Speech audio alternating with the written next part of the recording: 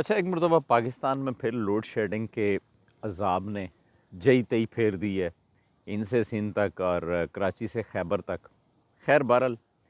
بہت زیادہ load shedding ہو رہی ہے۔ میں اگلے روز کی بات ہے، ایکسپریس نیوز سے وابستہ صالح مغل انویسٹیگیٹو جرنلسٹ ہیں اور راول پنڈی میں وہ اپنی رپورٹنگ جو ہے وہ سر انجام دے رہے ہیں۔ تو ان کی ایک پوسٹ پہ میں کمنٹس کر رہا تھا کہ وہ کہہ رہے تھے کہ لائٹ نہیں ہے اور رات کے 2 بج گئے ہیں اور 4 بج گئے ہیں۔ خیر بہرحال میں نے ان کو لکھا کہ جناب ہم تو ثالثی کر رہے ہیں، اور یہ as a proud, as a Muslim, as a Pakistani بڑے پراؤڈ کی بات ہے، فخر کی بات ہے کہ ہم پوری دنیا کے اس ٹائم ثالث جو ہیں وہ کردار ہیں۔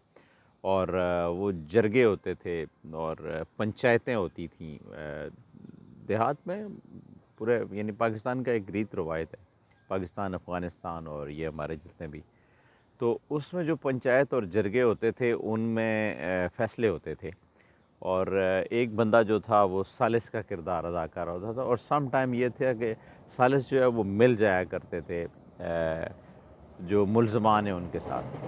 تو بہرحال یہاں پہ کیا گیم چل رہی ہے کوئی اللہ ہی بہتر جانتا ہے، وہ تو جب رزلٹ آئیں گے سامنے تو ساری چیزیں سامنے آئیں گی۔ لیکن بہرحال میں نے صالح مغل صاحب کی جو پوسٹ ہے اس کے اوپر میں نے کمنٹ کیا کہ جناب ہم تو چونکہ ہم اگر انصاف کے معاملے میں دیکھیں، عدالتوں کے معاملات میں دیکھیں، قانون کے معاملات میں دیکھیں، کرپشن کے معاملات میں دیکھیں، دیگر اور بہت ساری جو چیزیں ہیں ان پہ اگر ہم بحث کریں اور ارد گرد کے ممالک پہ نظر دوڑائیں، اور ایمنسٹی انٹرنیشنل یا دیگر جو بڑے ادارے ہیں ان کی اگر ہم رپورٹس دیکھیں تو ہمیں پتہ چلے گا کہ ہم جو ہے پتہ نہیں، ہمارا کوئی نمبر ہی نہیں آتا، کوئی 140 نمبر پہ جا کے ہم آتے ہیں۔ ہمارے ادارے جو ہیں وہ مکمل طور پہ مفلوج ہیں۔ اب یوں کہہ لینا کہ ایک ڈنڈے کے زور پہ ساری چیزیں چلائی جا رہی ہیں، اور ایک سیاسی جماعت کو ختم کرنے کے لیے ان کے کارکنان پہ، ان کے جو ہیڈ ہیں اور چیئرمین تحریک انصاف عمران خان پہ مقدمات بنائے گئے ہیں۔ اب ساری توجہ جو ہے وہ اس طرف چل رہی ہے، اور پوری دنیا کو ابھی ثالثی کے چکر میں لگایا ہوا ہے۔ بھائی ہم کہہ رہے ہیں کہ ہمارے لیے فخر کی بات ہے، لیکن آپ وہاں پہ تو ثالثی کر رہے ہیں، لیکن اب یہاں کو کیا ہو جاتا ہے کہ جب آپ بجلی کا معاملہ ہوتا ہے، معیشت کا معاملہ ہوتا ہے، انصاف کا معاملہ ہوتا ہے، وہ بھی تو کریں نا کم از کم، ملک کے اندر انصاف بھی تو رکھیں۔ عدالتوں کے اوپر آپ نے ڈنڈا لگایا ہوا ہے، اور وہ ترازو جو لگا ہوا ہے وہ تو سبزیاں اور آلو تولنے کے لیے لگا ہوا ہے۔ تو ہماری جو سپریم کو یعنی ایک شخص کو ختم کرنے کے لیے، اس کی پارٹی کو زیر عتاب لانے کے لیے، ان کو سزائیں دینے کے لیے، ان کے خوف سے سارا کچھ کر کے تو آپ نے اداروں کے قوانین ہی بدل دیے، آپ نے پورے آئین کا حلیہ ہی بگاڑ دیا۔ آپ نے 73 کا جو آئین تھا اس میں کئی ترامیم کر کے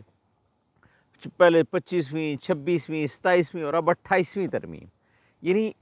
وہ جو ایکسٹینشن ہے وہ والی، اور پھر اس کے علاوہ کرپشن جو ہے 50 کروڑ کی کرپشن آپ کریں آپ کو کوئی نہیں پوچھتا۔ بھائی جو لوگ جن لوگوں کا جن کے پاس ڈنڈا ہے نا ان کا سارا کچھ چلتا ہے، ان کو کرپشن بھی ان کی حلال ہے ان کے۔ اب کل تک اگر عمران خان جنرل باجوہ کے ساتھ ایک پیج پہ تھے تو وہ سب سارا ٹھیک تھا، اور آج اگر نون لیگ والے حافظ عاصم منیر کے ساتھ، فیلڈ مارشل کے ساتھ اگر ایک پیج پہ ہیں تو سارا ٹھیک ہے۔ کل پی ٹی آئی والے گن گا رہے تھے ایک صفحے کی، اور آج نون لیگ اور پٹواری جو ہیں وہ گا رہے ہیں۔ بہرحال یہ ہر دور میں ہوا ہے کہ فوج نے، اسٹیبلشمنٹ نے، اور حاضر سروس جو جرنل ہے اس نے اپنے مفاد کے لیے، اپنی کرسی کی لمٹ بنانے کے لیے، اپنی جو سروس ہے اس کی میعاد بڑھانے کے لیے اس نے یہ کیا ہے کہ کسی ایک سیاسی جماعت کو اپنے ساتھ ملایا ہے اور دوسرے کو زیر عتاب لایا ہے، دوسرے کو سزائیں دی ہیں، ظلم و استبداد کی ان پہ چکی، ان پہ پہاڑ توڑے ہیں۔ تاریخ گواہ ہے، خواجہ سعد رفیق کو اور چند اور لوگوں کو، اگر آپ جاوید چودھری کا کالم پڑھیں تو گزشتہ آپ کو پتہ چلے گا کہ خواجہ سعد رفیق اور دیگر اس طرح کے کئی لوگ جن کے بارے میں یہ کہا جاتا ہے کہ پرویز مشرف دور میں ان کے ساتھ بڑی سختی کی گئی، اور کئی اور ایسے کارکنان ہیں جو مسلم لیگ نون کے جو آج پچھلی صفوں میں ہوتے ہیں، اور اگلی صفوں میں تو مریم کھڑی ہے جنہوں نے کوئی کہانی کوئی نہیں ہے۔ خیر بہرحال وہ اس پہ پھر کبھی بات کریں گے۔ ابھی جو ہے وہ یہ ہے کہ لوڈ شیڈنگ کا جو عذاب ہے وہ اس کے ساتھ معیشت چل نہیں رہی، شاپ صاحب بند کروا رہے ہیں، ٹھیک ہے، 8 بجے تک کا ٹائم دیا گیا ہے۔ ابھی میرے ایک دوست ہیں وہ پاکستان پہنچے ہیں تو مجھے کہہ رہے ہیں کہ یار ہم نے کھانا کھانا تھا ایک ریسٹورنٹ سے، تو پتہ یہ چلا ہے کہ انہوں نے یہ کہا ہے کہ 8 بجے کے بعد بھائی لائٹ ہے لیکن جلا نہیں سکتے، آپ لائٹ آن نہیں کر سکتے۔ تو بھائی ہم کہاں پہ کھڑے ہیں یار؟ آپ یعنی لائٹ بند کر کے بجلی کی بچت کر رہے ہیں، اور 160 روپے اجمل بلوچ صاحب جو انجمن تاجران پاکستان کے صدر ہیں وہ یہ بتا رہے ہیں کہ 160 روپے پر یونٹ سب سے مہنگی بجلی جو ہے وہ پاکستان کا دکاندار ہی پاکستان کا تاجر خرید رہا ہے۔ تو آپ مجھے ایک بات بتائیں کہ آپ جب یہ ساری چیزیں کر رہے ہیں اور آپ کی عدالتیں جو ہیں وہ آپ کے لیے کام کر رہی ہیں، آپ کا میڈیا آپ کے لیے کام کر رہا ہے، حقائق پہ مبنی کوئی رپورٹنگ نہیں ہو رہی ہے، اور جن لوگوں کو جو بیانیہ دیا جاتا ہے وہی وہ چلاتے ہیں، یعنی آپ اگر کہہ دیں کہ صحافت نام کی تو کوئی چیز رہی نہیں، وہ میڈیا بازی ہو رہی ہے۔ وہ میں اکثر کہا کرتا ہوں کہ میر شکیل الرحمان نے جب وہ ان کے اوپر نیب میں کیس تھا تو وہ باہر آئے تو انہوں نے یہ کہا کہ یار یہ باڑ میں جائے یہ صحافت، ہم تو کاروباری بندہ ہوں اور کاروبار کرتا ہوں، تو بھائی وہ کاروبار کرتے ہیں۔ تو مقصد یہ ہے کہ آپ مجھے یہ بتائیں کہ آپ صرف ثالثی وہی امریکہ اور ایران کی اور یہ وہ پاکستان کا پوری دنیا میں نام گونج رہا ہے، تو پاکستان میں نام کیوں نہیں گونج رہا؟ اچھا، آپ یہ سمجھتے ہیں نا کہ یار کوئی بندہ جب یہ بات کرتا ہے آپ کے ظلم کے خلاف تو وہ پی ٹی آئی والا ہوتا ہے، وہ یوتھیا ہوتا ہے،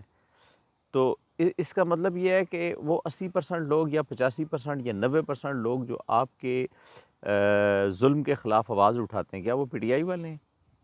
کیا وہ پاکستانی عوام نہیں ہیں؟ جب آپ یہ کہتے ہیں کہ یار ہم پاکستانی ہیں، ہم پاکستان میں مریں گے، تو آپ کے خلاف اگر کوئی پاکستانی بات کرتا ہے تو آپ کو بری کیوں لگتی ہے؟ یا آپ کے یہ جو چمچے بیٹھے ہوئے ہیں، یہ میری جو پوسٹیں ہوتی ہیں، میری ویڈیو ہوتی ہیں، ان کے نیچے بھی بڑے گھٹیا قسم کے کمنٹس کر رہے ہوتے ہیں، لیکن وہ تو ان کا ذہن ہے نا، لیکن وہ غلام ذہن کے مالک ہیں نا، میں نے جو دیکھا ہے، اس لیے کہ وہ آج تک اگر آپ دیکھیں نا تو ان لوگوں کو اتنی سوجھ بوجھ ہی نہیں ہے، اتنی سمجھ بوجھ ہی نہیں ہے کہ وہ ان کی یہ سمجھدانی جو ہے نا وہ کمزور ہے، اس میں یہ بات ہی نہیں گھستی کہ یار بھجن آپ جو ہے نا، وہ ان کے ذہن میں ایک ہی بات گھستی ہے نا کہ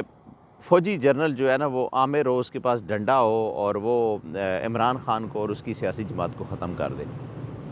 تو ہمیں جو چیز سمجھ آتی ہے وہ یہ آتی ہے، پہلے ہمیں بھی ہو سکتا ہے شاید سمجھ نہیں تھی، ہمیں جو چیز سمجھ آتی ہے وہ یہ ہے کہ فوجی جنرل اپنے اقتدار کا راہ ہموار کرنے کے لیے اور اس کو ایکسٹینشن دینے کے لیے، اس کو بڑھانے کے لیے ایک سیاسی جماعت کو اپنے ساتھ ملاتے ہیں اور دیگر کو ان کے خلاف ڈنڈا چلاتے ہیں، اور پھر یہ اس طرح کے گھٹیا اور بغیرت اور بے شرم لوگ جو نیچے میری ویڈیو کے اوپر بھی کمنٹس دے رہے ہوتے ہیں، کچھ میرے بہت کلوز بھی ہیں، تو نیور مائنڈ، مجھے اس چیز سے آئی ڈونٹ کیئر کہ مجھے اس چیز سے لگے کہ یار میں تو حق بات کرتا ہوں نا، میں کسی عمران خان کے حق میں یا مجھے جو چیز حق نظر اور صحافی وہ ہوتا ہے جو جانبدار ہو، غیر جانبدار صحافی نہیں ہوتا، نیوٹرل نہیں ہو سکتا، میں کہتا ہوں نیوٹرل نہیں ہے، کیونکہ اگر آپ نے صحافت کرنی ہے تو آپ نے جانبداری کرنی ہے اور حق کی جانبداری کرنی ہے۔ اگر عمران خان بھی کسی جگہ پہ غلط ہوگا تو ہم کہیں گے بھائی یہ غلط ہے، نواز شریف دوسرا تیسرا، ہم تو کسی کو اس کیٹیگری میں نہیں لاتے ہیں کہ کون کیا ہے، لیکن ہم تو صرف دیکھتے ہیں کہ اگر وہ رائٹ پہ کھڑا ہے، اگر وہ حق پہ کھڑا ہے تو ہم اس کا ساتھ دیں گے۔ تو یہاں پہ جتنے بھی میری پوسٹوں کے اوپر یا میری ویڈیو کے اوپر جو کمنٹس کر رہے ہوتے ہیں وہ گھٹیا، ان کو یہ نظر نہ ہوتا کہ یار ہم کمنٹس کیا کر رہے ہیں، وہ صرف یہی کہتے ہیں وہ فلاں فلاں جی پی ٹی آئی۔ بھائی پہلے یہ دیکھو کہ وہ بندہ بات کیا کر رہا ہے۔ بہرحال آپ عالمی ثالثی، یہ پراؤڈ ہے ہمارے لیے، فخر ہے، لیکن جرگے آپ کریں، فلانا کریں، آپ امریکہ ایران کے بیچ میں چلیں، ان کی صلح صفائی کروائیں، لیکن آپ اپنے ملک کے اندر اگر میرٹ اور انصاف مہیا نہیں کر سکتے، عوام کو نہیں دے سکتے، تو آپ کو کوئی حق نہیں ہے کہ آپ اقتدار کے ساتھ جڑے رہیں یا آپ کے پاس اختیارات ہوں اور آپ ڈنڈا چلاتے رہیں۔ یہ غلط ہے، بہت غلط ہے، اور اس کی تو ہم ہر صورت میں ہر سٹیج پہ ہم اس کے لیے بولتے رہیں گے، اس کے لیے